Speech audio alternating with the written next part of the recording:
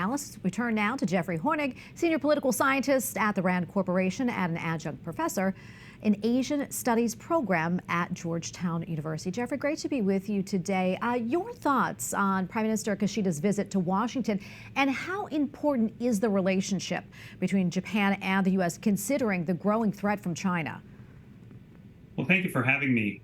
It really is a historic visit in terms of the kinds of announcements that they were making of what they want to examine, be that command and control of the military, different production.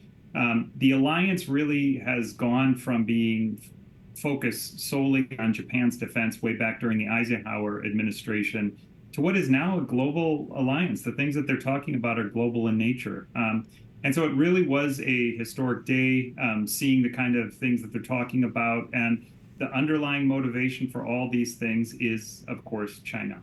Yeah, and Jeffrey, I know in a recent article, you said that the U.S. should elevate its alliance with Japan.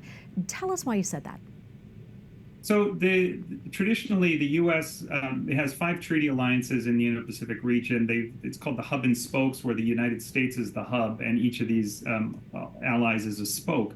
My argument has been that the U.S.-Japan alliance itself should be the hub, given how much U.S. strategy depends on our relationship with Japan, our alliance with Japan. This has crossed administrations, Democratic, Republican. And I think, given how strong the U.S.-Japan alliance is, as highlighted today, I think it's time that we make the U.S.-Japan alliance a central core of U.S. strategy in the Indo-Pacific and use that as the basis from which to really engage other countries in the region. Yeah, and despite that strong alliance there between our two countries, there are some areas of disagreement between the two leaders. For instance, President Biden has really not been shy in saying that he was opposed to Japanese-based Nippon Steel acquiring Pittsburgh, Pennsylvania-based U.S. Steel, and that it was really vital that the company remained American-owned and operated. Jeffrey, are there other issues or areas that the leaders don't see eye to eye on? What's really remarkable about this time in history of the U.S.-Japan alliance is there is really only this one issue, the Nippon Steel issue that you raised. You know, I've been covering Japan for over 20 years, and there's always a host of basing issues or just the nuts and bolts of the alliance or economic issues that cause problems. This time it's not. Economically, we're aligned. Politically, we're aligned. Strategically, we're aligned. It really is this one Nippon Steel issue that is the cause of concern. And at the end of the day, it's more of a private industry decision between the two sides.